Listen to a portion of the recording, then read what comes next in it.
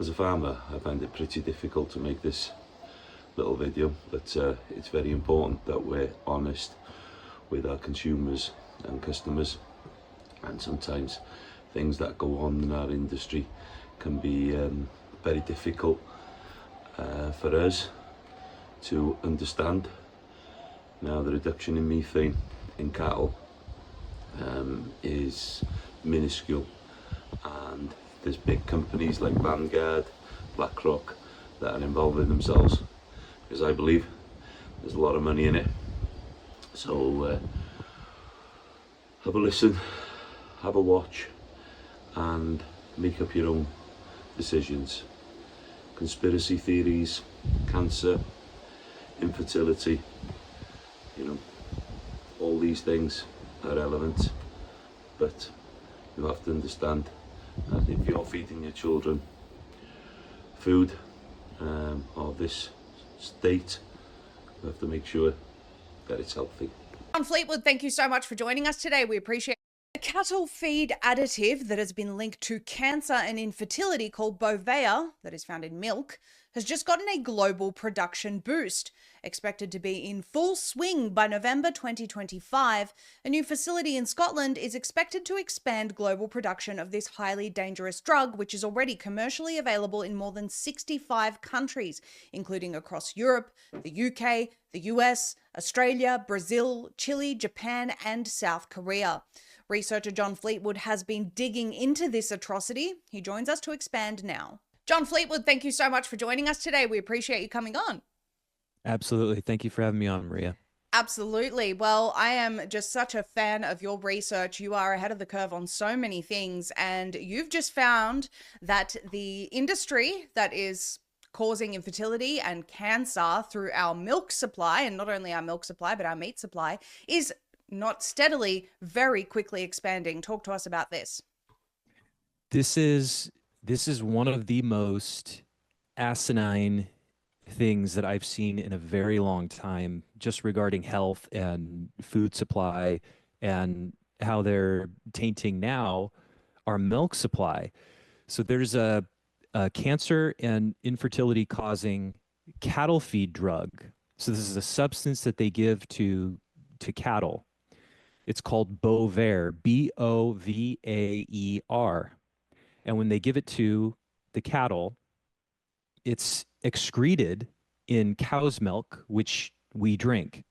And this drug, Bovaer, is now getting a global production boost. This is the first large-scale production plant that will, according to a press release, accelerate the expansion and adoption of Bovaer in order to combat climate change, and it will be fully operational by November of this year. And it's for, it's in the name of climate change, and it's even sillier because the main goal is to curb cow farts, cow flatulence, and cow burps, again, in the name of climate change. And this drug is going to be globally produced now. It's already commercially available in more than 65 countries. That means across Europe, the UK, the United States, Australia, Brazil, Chile, Japan, South Korea. Again, this will be fully operational come November, the end of this year.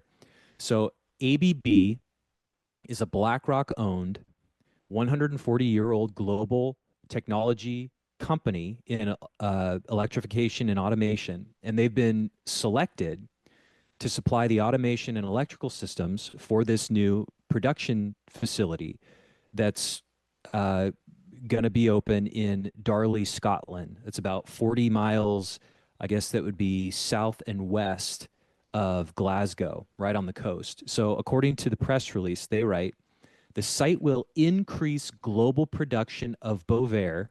This comes from this company called DSM Firmenich, and they say it's this innovative methane-reducing feed additive for cows and cattle that has been researched and developed for more than 15 years. Now, researched, it's an interesting word they choose because the company failed to explain in their press release that research has confirmed that this drug Bovaer causes cancer and infertility in female rats, and that 16% of the drug dose that they give to these cows actually makes its way into the cow's milk. That's according to the New Zealand Environmental Protection Authority, 16%. So obviously Bovaer's presence in the dairy that we drink raises questions as to whether these health agencies, including US regulators, are knowingly allowing this carcinogenic, reproductive toxic compound to enter into the food supply without informed consent and without proper safety review. And it obviously raises animal safety concerns too. So here's an interesting point. Sorry if I Go could ahead. just interject here, John. Absolutely. I was reading about this yesterday after I saw your article, and there's no need, at least in the US, and I would assume it's the same across all countries.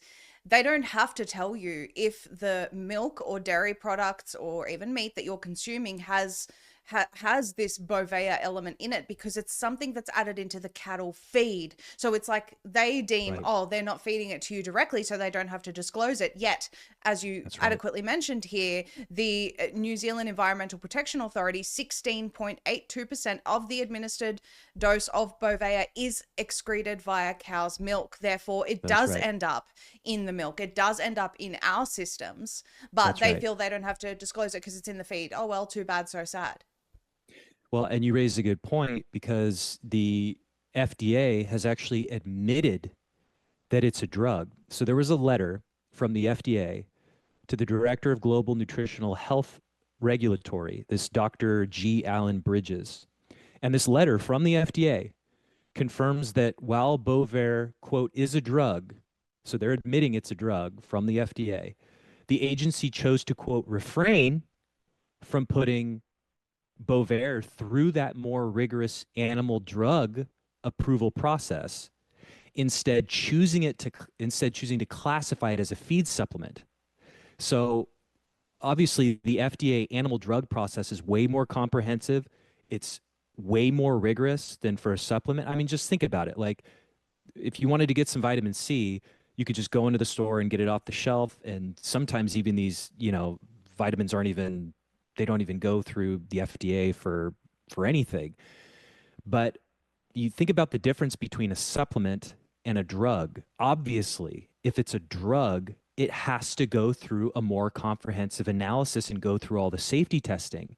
And even though the FDA they know it's a drug, they've admitted in these official letters, these official correspondence, they're choosing to do this switch where they're calling it a feed additive. And that's how they're getting away with not having to do the safety testing, which if they did, like New Zealand did, they would know that this causes tumors in rats. It causes infertility in female rats. It gets dispersed throughout all the bodily systems. And again, this isn't according to me. This is according to the New Zealand government. Now, this is the FDA, though. So we have to understand something about the FDA. This is par for the course. The U.S. House Committee on Energy and Commerce, this is the United States, this is a congressional committee. They have accused the FDA of, quote, failing to meet safety requirements in general. This isn't just for Bovaer or for one drug or this other drug. They're failing to meet safety requirements in general, and they're failing to meet, this is another quote from Congress, failing to meet important federal safety requirements to protect its employees and the public, while also failing to prioritize scientific data quality.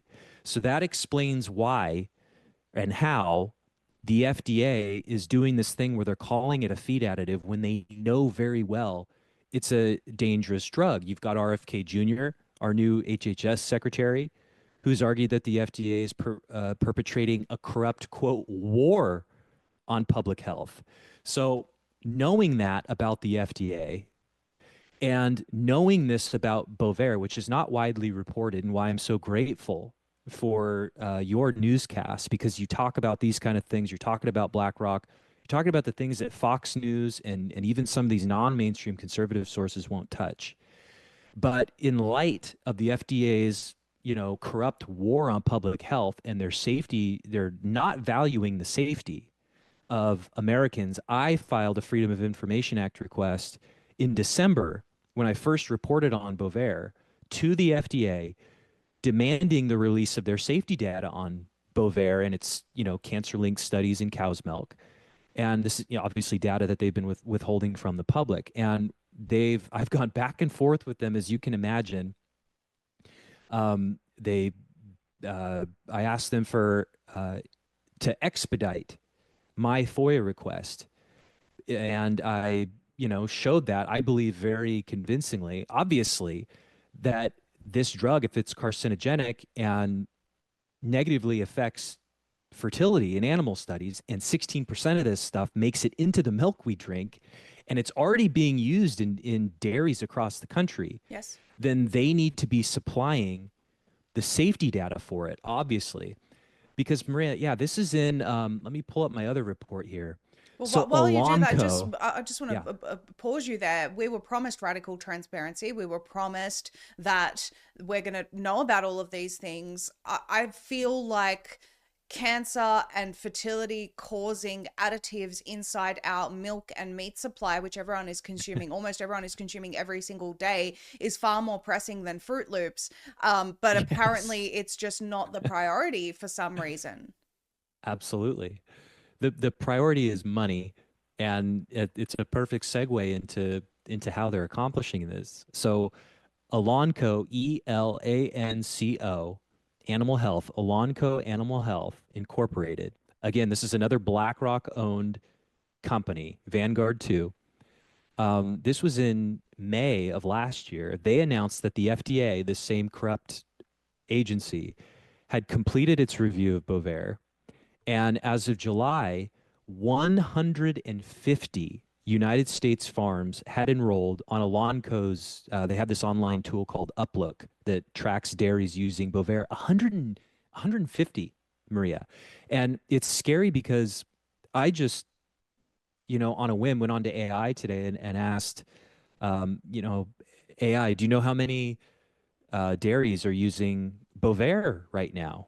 And it says, oh, well, it's being used in the UK and maybe some parts of Europe, but it's not being used in the US right now. That's not true.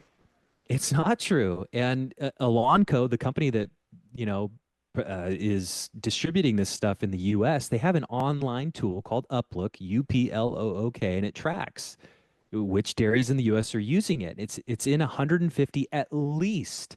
And this was as of July of last year. So it's probably a lot more. And get this, it was announced a couple of winters ago that the U.S. Department of Agriculture, the USDA, gave Dairy Farmers of America, the DFA, $220.8 million to incentivize dairies in California, Utah, and Idaho to use Bovaer. And that was years ago. That was before, obviously this massive facility in Scotland, opened. It's going to be opening, 6 months from now. Yes. So they very likely have a lot more dairies in the United States and all over the world. That announcement indicated that the drug was already being used in cows in Colorado, New Mexico, Kansas, Vermont, and New York. So it's being used all over the place. And this was, I said asinine in the beginning because that's a perfect word for this. This is why it's absolutely asinine. Why take the risk of putting 16% of a drug in food that Americans consume when we know it's carcinogenic? 100% it's carcinogenic, and we know with 100% certainty that it causes infertility in animal studies. Why